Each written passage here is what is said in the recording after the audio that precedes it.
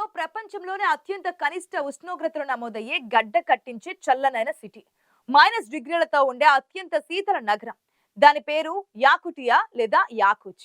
రెండు పేర్లతో పిలువబడుతున్న ఈ రష్యన్ నగరం సంవత్సరం మొత్తం -డిగ్రీల చలిలోనే ఉంటుంది. నిజానికి ఉష్ణోగ్రత 10 డిగ్రీలు తగ్గితేనే మనం ఆ చలిని తట్టుకోలేం. కానీ యుకిటియాలో మాత్రం -50 డిగ్రీస్ చలి వాతావరణాన్ని ఏడాదికి 3 నెలల పాటు అనుభవిస్తూ ఉంటారు. మన దేశంలో జమ్మూ కాశ్మీర్లోని పర్వత ప్రాంతాలు సహా కొన్ని దేశాల్లో 0 డిగ్రీల ఉష్ణోగ్రతలు నమోదవుతూ ఉంటాయి. గడ్డకట్టుకుపోయే చలిలో అక్కడి ప్రజలు రోజువారీ కార్యకలాపాలు ఎలా కొనసాగిస్తారనే సందేహం చాలా మందిని తొలిచేస్తూ ఉంటుంది. అలాంటిది యుకిటియాలో అంత ప్రమాదకరమైన చల్లదనపు వాతావరణంలో ఎలా జీవిస్తున్నారన్నది ఆశ్చర్యకరంగానే ఉంటుంది. కానీ గమ్మత్ ఏంటంటే అక్కడి వారు మాత్రం అది సాధారణ ఉష్ణోగ్రతగానే భావిస్తారు. చలి ఎవరికైనా చలిగానే ఉంటుంది. అంతటి భీకరమైన చలిని తట్టుకునేందుకు వారు తమదైన పద్ధతుల్లో ప్రత్యామ్నాయ ఏర్పాట్లు చేసుకుంటారు. అనాదిగా -50 డిగ్రీస్ చలి వల్ల కలిగే ఆపదలు, ప్రమాదాల నుంచి తప్పించుకునేందుకు పెద్ద మొత్తంలో ఇంధనాన్ని ఖర్చు చేస్తూ ఉంటారు. ఆ వాతావరణంలో వారి వాహనాల ఇంజన్లు ఎప్పుడూ ఆన్లోనే ఉంటాయి. లేదంటే అవి మళ్ళీ స్టార్ట్ అవడం అసాధ్యమంటారు స్థానికులు. పైగా ఇంజిన్ వేడెక్కడం వల్ల చుట్టూ ఉన్న వాతావరణం కూడా కాస్త వెచ్చగా మారుతుందని చెబుతున్నారు.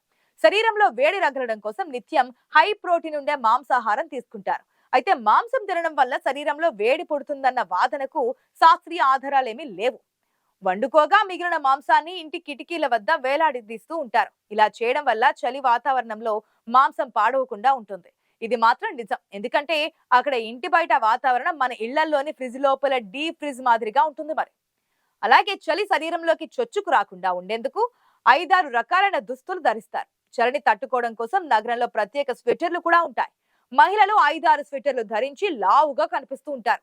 ఈ మంచు నగరంలో ఎటు చూసినా తెల్లగా దట్టమైన మంచుతో కప్పబడి ఉన్న రోడ్లు, పొగ మంచుతో నిండిన వీధులే కనిపిస్తుంటాయి. యకుచ్ నగరంలో మధ్యాహ్నం సమయంలోనే కాస్త వెలుగు కనిపించి హెలో అని పలకరించి వెళ్ళిపోతుంటారు. మిగిలిన సమయాలలో వీధి లైట్లు వెలగాల్సిందే. అవి ఎంత ప్రకాశవంతంగా ఉన్నా అక్కడి చీకట్లను తరమడంలో ఓడిపోతూ ఉంటాయి. యకుచ్ గురించి అంతగా అవగాహన లేని వాళ్ళు అక్కడి చలిని తట్టుకోలేకపోతూ ఉంటారు. నిజానికి ఈ ప్రాంతానికి పర్యాటకులు రావడానికి పెద్దగా ఇష్టపడరు. ఎందుకంటే ఏ మాత్రం రక్షణ లేకపోయినా ఆ భయంకర చలి కారణంగా వారి చర్మం ఫ్రాస్ట్ బైట్ కు గురవుతూ ఉంటుంది. రష్యా రాజధాని మాస్కో నగరంలోని విమానాశ్రయంలో విదేశాల నుంచి ఈ నగరాన్ని చూసేందుకు వచ్చే కొద్ది మంది అడ్వెంచర్ టూరిజం కోసమే యకుటియాకు వస్తుంటారు. వారు ఎయిర్పోర్ట్ లో ల్యాండింగ్ చేయగానే అక్కడ అధికారులు యాకుటియాలో ఉండే చల్లదనం గురించిన జాగ్రత్తలు వివరిస్తారు. అంతేకాదు ఇక్కడికి వచ్చే విమానాలలో సైతం చలి పులిని తట్టుకునేందుకు ప్రత్యేక ఏర్పాట్లు ఉండడం విశేషం. అయితే మొదట కనిపించే -20 డిగ్రీస్ చలిని తట్టుకోవడం పూర్తి కాకముందే అది రాత్రి సమయానికి పీక్స్ లోకి చేరుకుంటుంది. అంటే -50 డిగ్రీస్ కు చేరుకుంటుందన్నమాట. టూరిస్టుల కోసం ఇక్కడ ఐస్ స్కూటర్లు కూడా రెంటల్ గా లభిస్తూ ఉంటాయి. మామూలు వాహనాలైతే ఇక్కడ పేరుకుపోయే మంచుపై జర్రున జారిపోవడం ఖాయం. కానీ ఈ ఐస్ స్కూటర్లకు జారిపోవడం ప్రత్యేక ఏర్పాట్లుంటాయి. అందుకే జారిపోకుండా ఉంటాయి. రోడ్ల మధ్యలో మంచులో కూరుకుపోయిన కార్లు ఇక్కడ సర్వసాధారణంగా కనిపిస్తూ ఉంటాయి. రష్యాలోనూ ఈ తరహా వాతావరణం ఉంటుంది. కానీ ధ్రువ ప్రాంతానికి దగ్గరగా ఉండే యకుచ్ ప్రాంతంలో మాత్రం ఇది మరింత ఎక్కువగా ఇతర ప్రాంతాల వారికి దుర్భరంగానే ఉంటుంది. అయితే ఇక్కడికి కేవలం అడ్వెంచర్ అంటే ఇష్టపడే సాహసికులే వస్తుంటారు కాబట్టి వారు తట్టుకుంటారు. వారికి అందులోనే థ్రిల్ లభిస్తోంది కాబట్టి యాకుటియానే లక్ష్యంగా ఎంచుకుంటారు. మంచుతో గడ్డ కట్టుకుపోయే ఆహార పదార్థాలు వారికి నిత్యం సవాలుగానే ఉంటాయి. ప్రతిదీ బాగా వేడి చేసుకుంటే కానీ ఉపయోగంలోకి రావు. స్థానికంగా ప్రవహించే లైనా రివర్ శీతాకాలంలో మంచు పలకలతో నిండిపోయి కనిపిస్తుంటుంది. నిండు వేసవి కాలంలో మాత్రమే ఇందులోని నీరు కొంచెంగా ప్రవహిస్తూ కనిపిస్తుంటుంది. అయితే సూర్యాస్తమయం సమయంలో అక్కడి అందాలు జనానికి కనువిందు చేస్తుంటాయి. రాత్రి సమయంలో అక్కడ ప్రత్యేకమైన వాతావరణం ఏర్పడుతోంది. స్ట్రీట్ లైట్లతో రంగులు కూడా విరజమ్మే ఆ వాతావరణంలో ప్రయాణించడం ఒక అందమైన అనుభవంగా మిగిలిపోతోంది. లేనా నదికి ఆనుకొని ఉన్న ఐలాండ్స్ లో జనాభా కేవలం 11,000 మాత్రమే. ఇంతటి దుర్భర వాతావరణంలోనూ వారు అక్కడే నివసించాలని కోరుకోవడం వింతగా అనిపిస్తోంది. ఈ దీవులను కలిపే లేనా రివర్ వేసవి కాలం మినహా మిగిలిన సమయంలో గడ్డకట్టుకుపోయి కనిపిస్తోంది. ఇక్కడ పీక్ సీజన్ లో -60 డిగ్రీల వరకు చలి వాతావరణం ఏర్పడినప్పుడు నోట్లోని లాలాజలం కూడా గడ్డకట్టుకుపోతుందిట. అయితే ఇంతటి అసాధారణ వాతావరణంలో జీవించే గుర్రాలు ఒళ్లంతా వెంట్రుకలతో కనిపిస్తాయి. కారులో ప్రయాణిస్తున్నప్పుడు చాలా జాగ్రత్తగా ఉంటారు. లేదంటే ఏ వైపుకో జారిపోయి మంచులో కూరుకుపోవడం, లోయలో పడిపోవడం జరుగుతూ ఉంటుంది.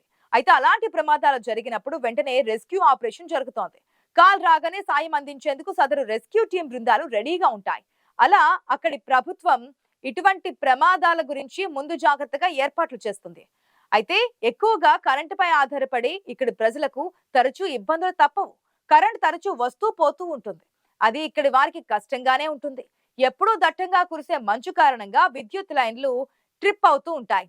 దాంతో ఇంట్లోని ఫైర్ ప్లేస్ మాత్రమే వారిని చలి నుంచి కాపాడుతోంది. అందుకే ప్రతి ఇంట్లో మంటలు వేసుకునేందుకు ఒక మూలన ఏర్పాట్లు చేసుకుంటారు. వారికి కావాల్సిన వంట చెరుకును ప్రభుత్వమే సరఫరా చేస్తోంది. ఇక్కడి వారికి తరచూ మిలిటరీ వాహనాల ద్వారా కర్ర దుంగలను సప్లై చేస్తుంటారు. వాటిని మండిస్తే తప్ప ఇళ్లలో వేడి పుట్టే అవకాశం ఉండదు. ఆ మంచు రహదారుల్లో మిలిటరీ వాహనాలు మాత్రమే సమర్థవంతంగా నడుస్తూ ఉంటాయి. ప్రజల అవసరాలను కూడా అవే తీరుస్తాయని స్థానికులు చెబుతున్నారు. ఇక్కడికి వచ్చిన ప్రతి ఒక్కరిని అత్యధికంగా ఆకర్షించే ఒకే ఒక్క అంశం ఇక్కడి అందమైన ఉద్యానవనాలనే చెప్పాలి. ఈ ప్రత్యేక నగరంలో ఎక్కడ చూసినా ప్రకృతి సౌందర్యం విరబూసి కనిపిస్తోంది. కాకపోతే మంచు కురవడంతో తెల్లటి అందాలు కూడా వాటికి తోడవుతూ ఉంటాయి. యాకుష్ నగరంలోని అద్భుతమైన ఉద్యానవనాలలో సుందరమైన ప్రకృతి ఇక్కడికి వచ్చే టూరిస్టులను మైమరిచిపోయేలా చేస్తుందిట. ఈ నగరం గురించిన విషయాలు 1632 నాటి నుంచే ప్రస్తావనలో ఉన్నాయి. ఆనాడు తిరుగుబాటుదారులకు వ్యతిరేకంగా రక్షణ కోసం యాకుచ్ లో రష్యన్లు లెన్స్కీ జైలును నిర్మించారు. ఈ ప్రతిష్టాత్మక జైలు నిర్మాణమే యాకుచ్ నగరానికి పునాది పడేలా చేసిందని చరిత్రకారులు చెబుతున్నారు. యాకుచ్ వద్ద ఇది మొట్టమొదటి రష్యన్ సైనిక స్థావరంగా మారిపోయి ఆ తర్వాత ఈ ప్రాంతానికి సైబేరియా వచ్చి చేరింది. ఆపై 1900 వరకు ఇది సైబేరియన్ ప్రావిన్స్ లో భాగంగా ఉండేదని చరిత్ర చెబుతోంది. 1922లో యాకుష్ రిపబ్లిక్ యొక్క రాజధానిగా అధికారికంగా గుర్తించబడింది. ఈ నగరంలోని అనేక చారిత్రక కట్టడాలు, నిర్మాణాలు రంగులతో నిండి ఉండి చాలా అందంగా కనిపిస్తాయి. ముఖ్యంగా ఈ ప్రాంతపు సుదీర్ఘమైన చరిత్ర ఇక్కడి కట్టడాలు, ఇళ్ల నిర్మాణాలలో కనిపిస్తోంది. స్థానిక ప్రజలు తమ ప్రాంతాన్ని చూసేందుకు వచ్చే టూరిస్టులతో చాలా స్నేహంగా ఉంటారు. ఎక్కువగా ఈ ప్రాంతంపై పరిశోధనకు వచ్చే శాస్త్రవేత్తల కారణంగానే చరిత్రలో యాకుచ్ విశిష్టత బయట ప్రపంచానికి తెలిసింది. ఇక్కడి ఫ్రెండ్షిప్ మ్యూజియం లీనా నది ఒడ్డునే ఉంటుంది. అందులో యాకుటియా ప్రాంతం గురించిన విశిష్టతలు కనిపిస్తాయి. ప్రస్తుతం యాకుచ్ ఒక చక్కటి పర్యాటక సాంస్కృతిక కేంద్రంగా విలసిల్లుతోంది.